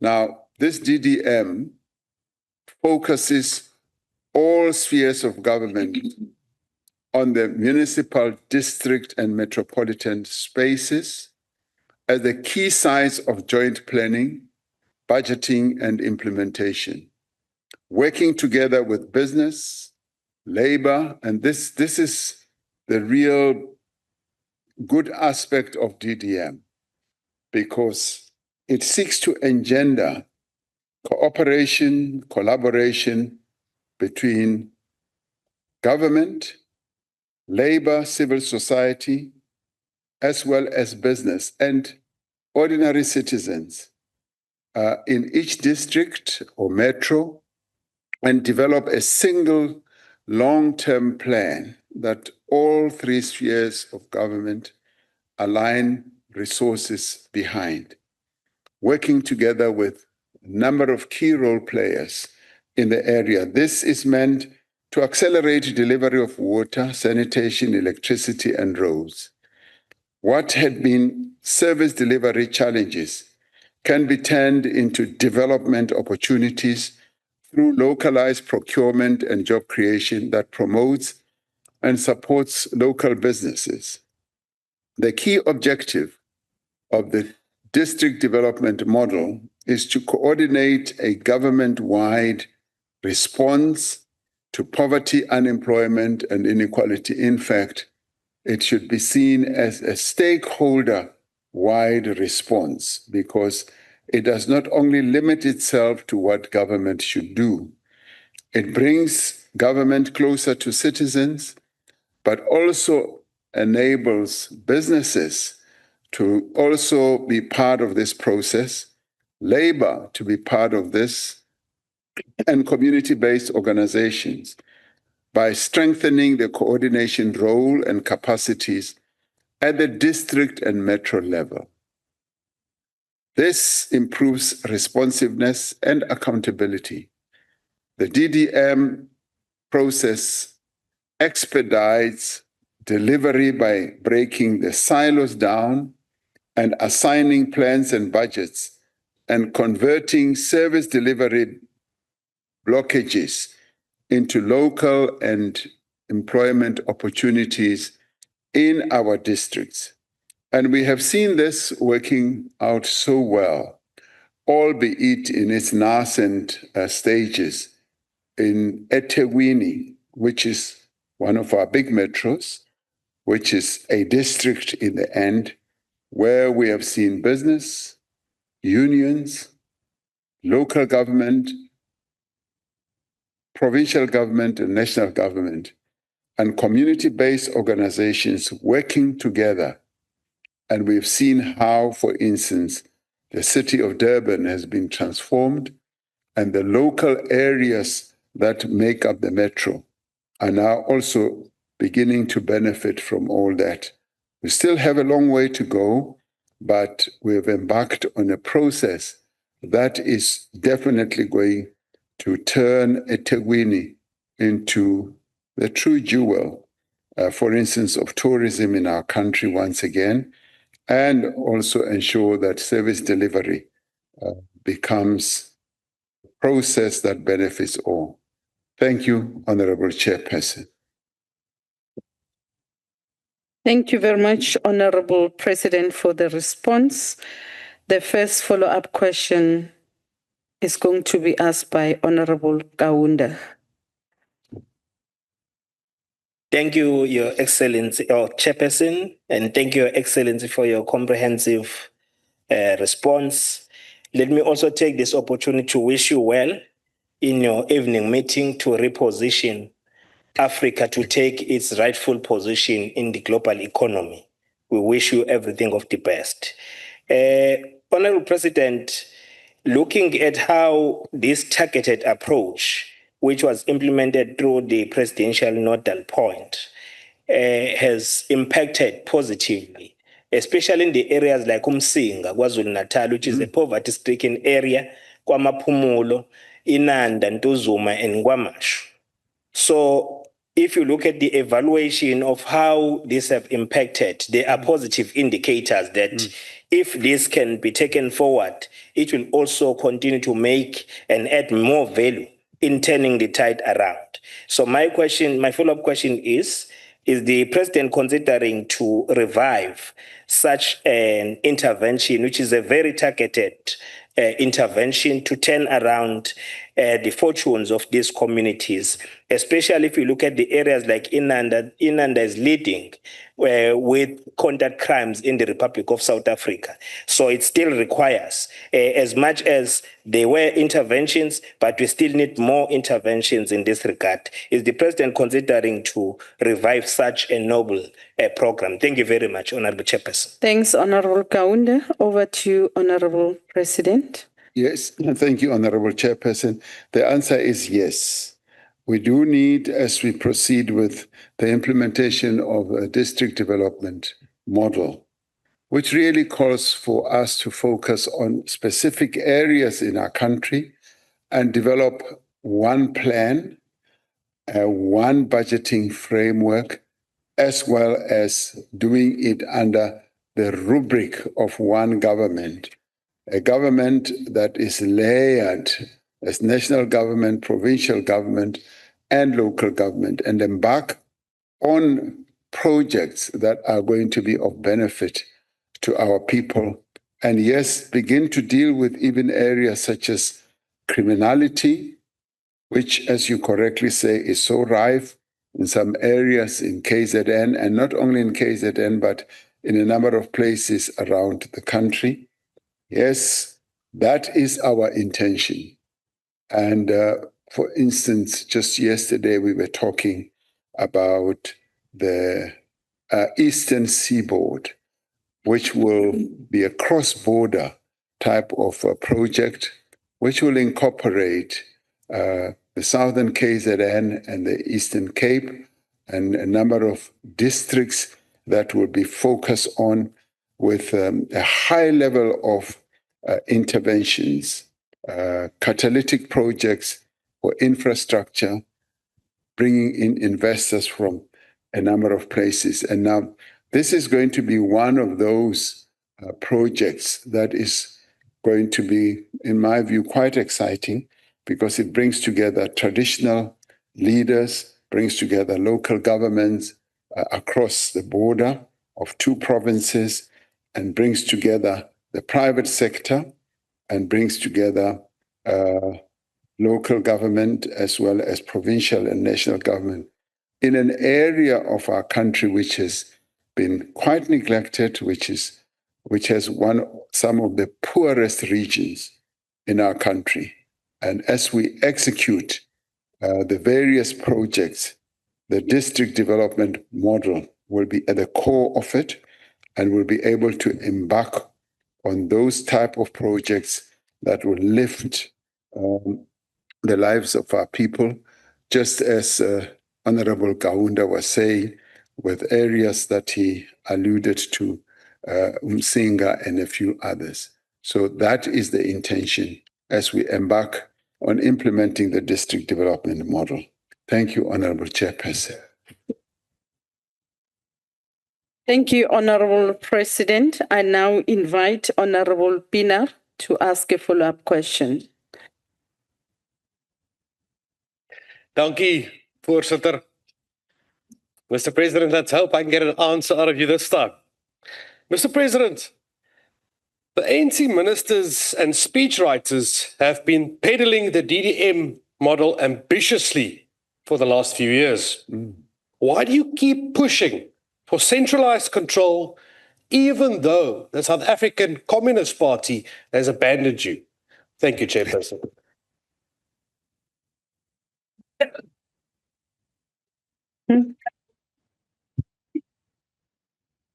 I don't know who's been writing those follow-up questions for you, Honorable Pina.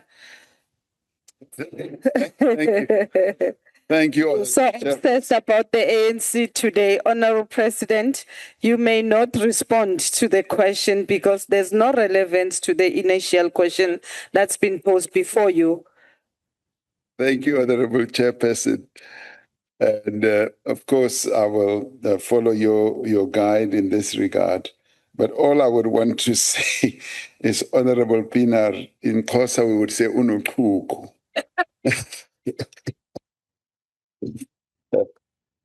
Ka Sotho re re o rata ditshele. Wa seba o tlisa ditshele tsa ko ntle o di tlisa mo. In Venda we say ufuna zwitshele. Honorable Chairperson, all I would say is, if one actually did a thorough study of the district development model, which I invite Honorable Pienaar to look at, it's actually one of the most decentralized models, because what it seeks to do is to actually devolve the process of planning to that district level. And I've come to really believe that development takes place not in a sort of silo or in a singular manner. It should take place at the district level. I've seen how it works, for instance, in education. I've seen how it works, and I'll cite this example again in eThekwini, where at the district level we are able to devolve discussions, various processes of implementation to that level, and give powers to that level, where we say you have the ability, the power to implement your plan, and you craft your budget, and you ensure that various processes, which should be owned by yourselves at that local level, without, for instance, national or province breathing down on you. And where you need support and assistance, you can then tap onto that at the provincial and national level. That is how the district development model works. It empowers our local government at the district level. It gives enough capability at that level, even the skills that we seek to execute are skills that are to be found at that level. We bring them in and they work together. And through that, we break down silos. Now, if you want to say that breaking down silos is to centralize, it is actually to bring about efficiency and effectiveness and get those who used to work in a fragmented manner to work together to make things happen.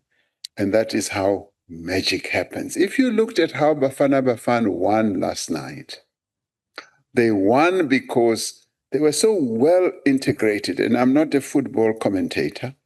Their game was so well integrated.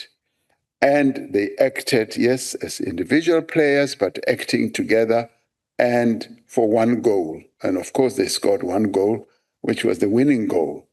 But that is what district development model is also all about. And I think they studied it and they perfected it last night. Thank you very much. The next follow-up question is from the Deputy Chairperson of the Council, Honorable Kavenda. Thank you very much, Honorable Chairperson. Honorable President, I'd like to take this opportunity in your presence to commend the South African Police Services in KwaZulu-Natal led by the acting provincial commissioner, Major General Gopal, for finally arresting the fourth suspect of a gang who brutally murdered 7 members of the Munsami family in Kwaduguza. And I remember, Honorable President, that at that time you had a very sympathetic response to that brutal crime. And I pray that those criminals will face the full might of the law. Thank you for your support on that issue, Honorable President. And now coming to my question, one of the critical interventions in the district development model is the development of one plans, which are critical for strengthening 3-sphere planning, coordination, and interventions to address issues of poverty, unemployment, and inequality. My question, Honorable President, is what support systems has government put in place to ensure the completion of one plans across all districts and metros in order to accelerate the implementation of the medium-term development plan priorities to drive development in these areas, including the accelerated development of rural areas? Thank you, Honorable Chairperson. Thanks, Honorable Deputy Chairperson. Over to you, Honorable President. Thank you very much, Honorable Chairperson, and thank you to the Deputy Chairperson for those kind words. The whole process of getting our districts through the DDM model process is work in progress. And we see that even now as our municipalities and our districts are developing their own budgets. In a number of areas, that is beginning to take effect. And in some areas, the district development model is actually being implemented. And people are actually crying out for the implementation of this model because they have seen how it works elsewhere. I spoke about, for instance, the Eastern Seaboard in our country, which is in the southern east part of the country. That is where the district development model across borders of our provinces is going to be seen to be in full effect.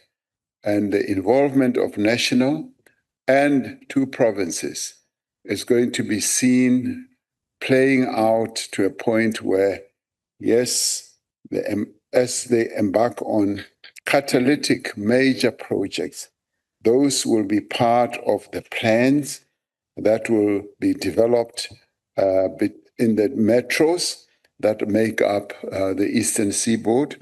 We have seen how impactful it is in metro like eThekwini, I repeat once again, because that is the one metro that is the poster metro of the effectiveness of the district development model.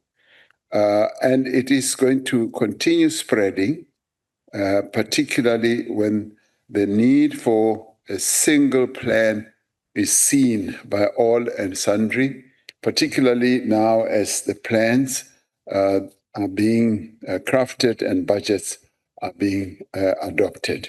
So it is work in progress, and I see it gaining traction. There was one province that had its doubt about the district development model, and those doubts have now dissipated, and the embrace of the DDM is now the order of the day, and I would say yes throughout the country, and we are going to begin to see real action as we see the efficacy of the district development model spreading. Thank you, Honorable Chairperson. Thank you very much, Honorable President. The last follow-up question is from Umkosi Betu in the name of Inkosi Nonkonyan. Pala. Thank you, Chairperson. Mr. President, thank you very much for your comprehensive response. It is pleasing to hear that the ANC-led government continues to push back the frontiers of poverty, inequality, and unemployment as the identification of nodal points is designed to provide all the people living in those poverty-stricken areas with needed government intervention to address inequality bequeathed by oppressive colonial and apartheid regimes and to deliver a better life to all. Arising from the responses to the question posed by Comrade Kaunda, what are the new structural reforms beyond planning interventions are being implemented to build productive, sustainable economies within the designated nodes to ensure that local entrepreneurs are able to drive down local unemployment and are linked with rural development as envisaged in the DDM model piloted in the OR Tambo region within the Eastern Cape province of Legends. Take this, Comrade President, as a true pass from an ANC midfielder for you to score as we inspired Bafana to make us all proud at the at the FIFA World Cup this morning. Thank you, Madam Chair. Bala. Over to you, Honorable President.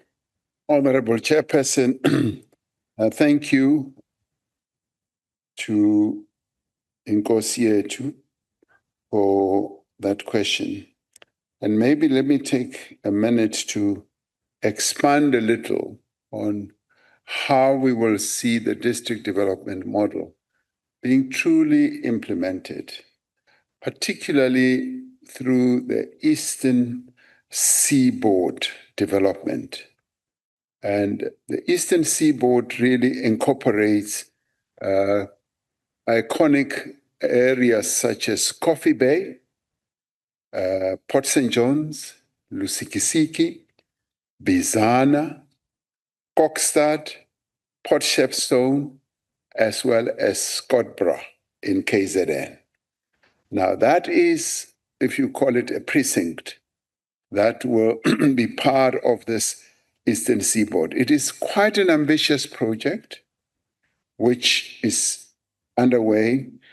That corridor on its own, that precinct, has a number of important benefits or benefits, I would call them, with regard, for instance, sectors that will contribute to the growth. And those areas that I've counted are some of the poorest areas in our country.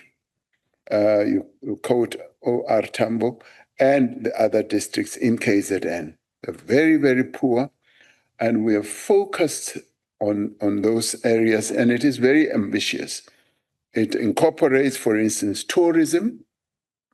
Now, the tourism part is going to be the jewel of South Africa. It has beaches, cliffs, indigenous forests, marine resources, cultural tourism, adventure tourism, and heritage attractions.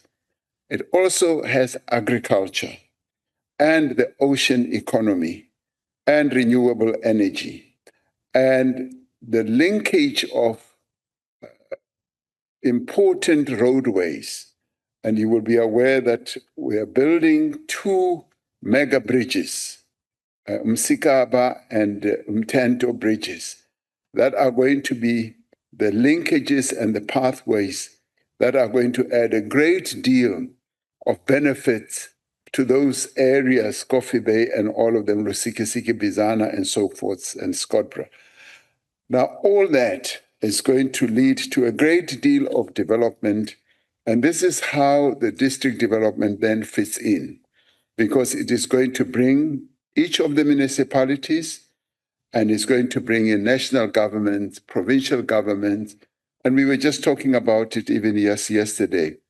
And catalytic projects that will be considered in that area is the development of, say, Port St. John's, which is a jewel in our country, which has long been neglected. And we're going to raise Port St. John's as a key area, just like we have another important port area, which has a wonderful hotel in southern KZN. And all that has enormous economic potential. and it will attract a lot of billions of rands. And already the private sector, having seen this jewel of an area in our country and the plan that not only us as government have, but also a number of private sector players have. They see it as a strategic area. And I have said that, calling it the Eastern Seaboard is actually quite a nice, sexy name. And just as sexy as waterfront was, waterfront has attracted a lot of investments. And I see Eastern Seaboard with all its natural beauty also being able to do that. What will that lead to? It will lead to a lot of employment. It will lead to a lot of development. And already plans are underway for housing development, which will span all those areas, thousands of houses. But the fact that we've embarked on a catalytic project such as those bridges, and that are going to link not only our communities, but also be pathways for economic development, and also lift the wild coast in KZN to a higher level. That in itself is going to be a great boon. And this will be happening as part of the district development model, which will enhance integrated infrastructure, spatial planning, and become an investment attraction. So it's very ambitious, and I think it is doable because we have a natural resource that we will be able to get all these developments to surround. So thank you, Honorable Chairperson. Thank you very much. Thank you very much, President. We've come to the end of the question. You may take your seat.